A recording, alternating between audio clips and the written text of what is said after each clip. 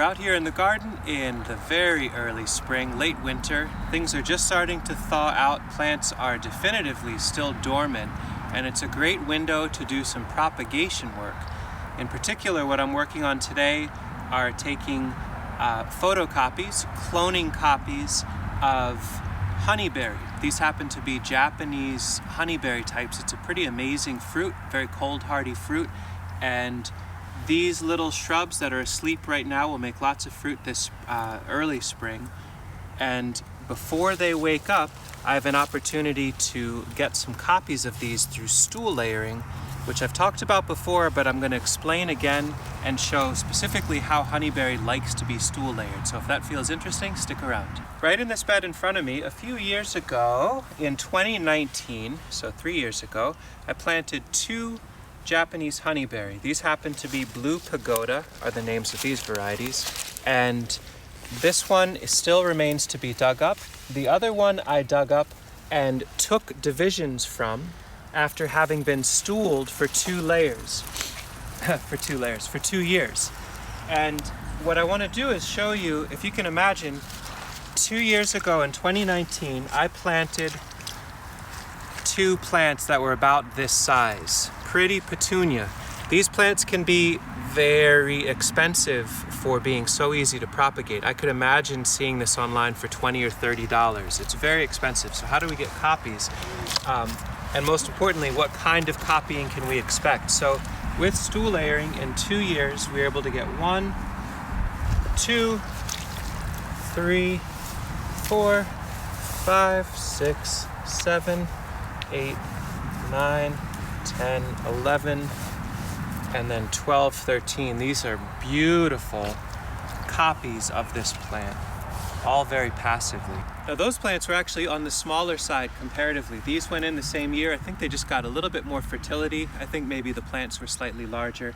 They had the same stool layering treatment, and these 2 plants should be able to divide out to about 30 or 40 well-rooted plants, ready to be either potted up or sold, or planted out and expanded into a proper orchard. The stool layering process, I'm going to link to that here, where the original video where I showed that demonstration.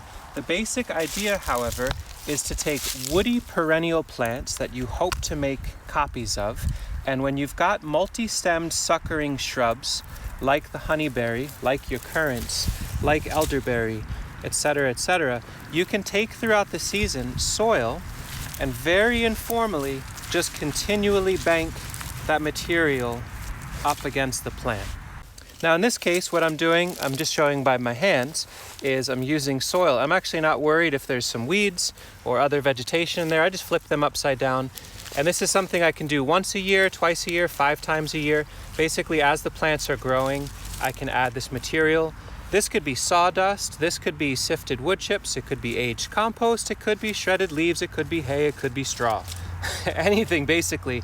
It's just allowing soil to go slowly and steadily up the stems of the plant to bank them in material, compost or mulch or soil, and over time they root into it.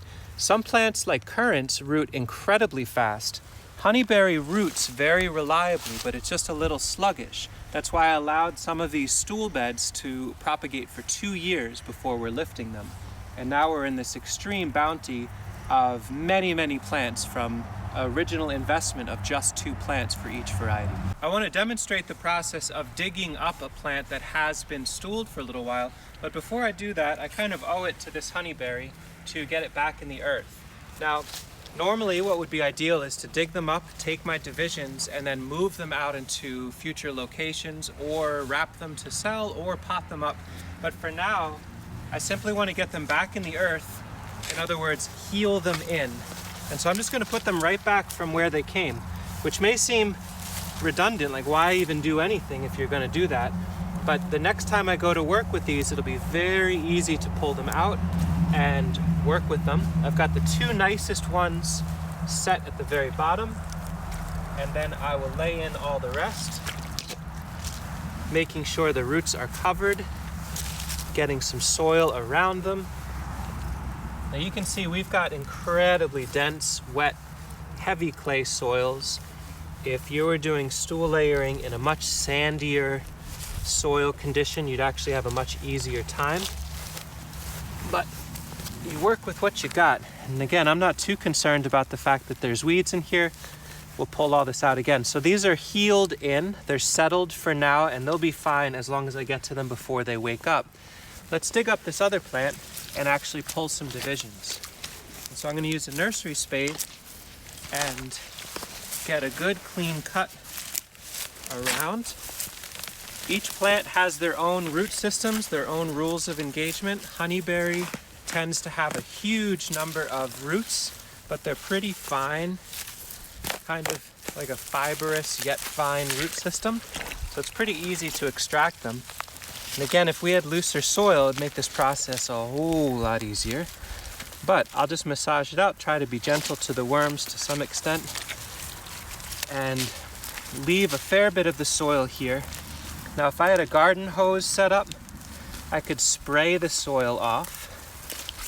Pressure washer, I guess, but that would be a little bit exorbitant. But instead, what I'll do is use my thumbs to knock. Wow, that is a lot of worms, my gosh. I'll knock a fair bit of the soil and then move this over to a little body of water to dip the root system and wash them so I can reveal the details.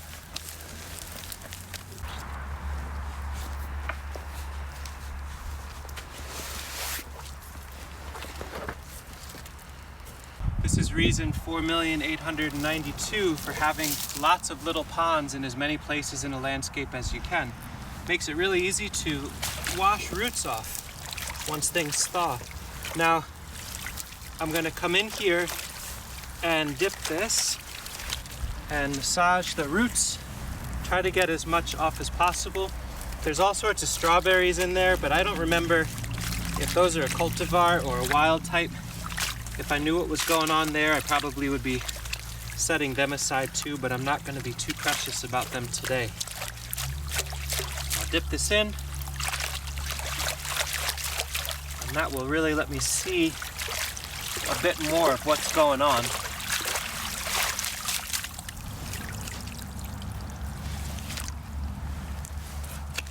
And so now I can start taking these divisions. And what I want to do is kind of get a feel for, whoop, they'll rip once in a while, that's not the end of the world. It's nice to avoid it, but where it's ripping, I can snip it to finish that rip, and that will be absolutely a happy plant. If I was really going for it, I could, in fact, I'll just show, these two, the singular one could be snipped through here, and that would allow us to get two nicely rooted plants from one. That certainly would work. If these were potted up, they would be absolutely beautiful for sale or for handoff or to wait till later in the season to plant. Dip again. This water is getting pretty murky. The sweetest thing is if you have a creek nearby or running water so you can keep getting fresh water to work with. I'll pull that apart and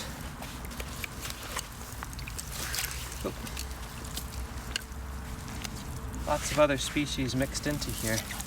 But now that one ripped. Again, not a big deal.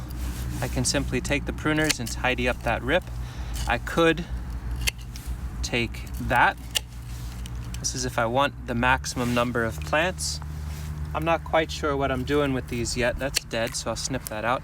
Probably we'll be trying to plant these out into a new space, so the more the merrier. That is the root of another being. Looks like tulip poplar.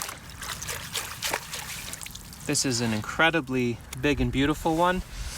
You can see there's some interesting things happening here. You see these little green swollen points. These could be potential future shoots of honeyberry.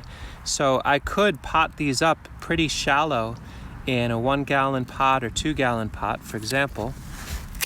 Snip that right here and plant those out or put them in a nursery bed and get more shoots. So if you're really going for max plants, you can really amplify these beings. They're very amenable. And last but not least, oh, there's a dandelion. We'll cook that later for dinner maybe. And you can really see the stooling effect here for having 2 years of soil running up the stem, just how ropey, robustly rooted it is. There's another plant and another plant, and we'll take one more. And then this will be a beautiful mother plant to go back into another bed to be stooled even more. So the rest of the plants can go out to the field. This plant can remain to be asked to create another huge round of beautiful copies. When this goes in the nursery bed, if we plant them in this orientation, so very close to laying flat on the ground and facing to the north, it'll spur lots more shoots up the stem, making it easier to stool, making it easier to get lots and lots more copies. So from that second plant, we've got a beautiful new mother plant for stooling, a great potable plant, pot-worthy, and a bunch of field-worthy plants, maybe 6 or 7 of those, 4 of these, 3 of those, a bonus dandelion, and a mother plant to go right back where they came from. It's a miraculous process. It's a little bit slow on plants that take some time, but I would say from our initial investment in 2019 of, I think, 16 honeyberries, we should be able to get around 300, maybe 400 plants while eating fruit and enjoying them in the garden. It's a wonderful technique. I know I've talked about it before, but it feels like each spring it's an opportunity to introduce it to new folks. Let us know what you stool. I'd be interested to know how this technique works on other plants, and let us know if you have any questions. Thanks for watching.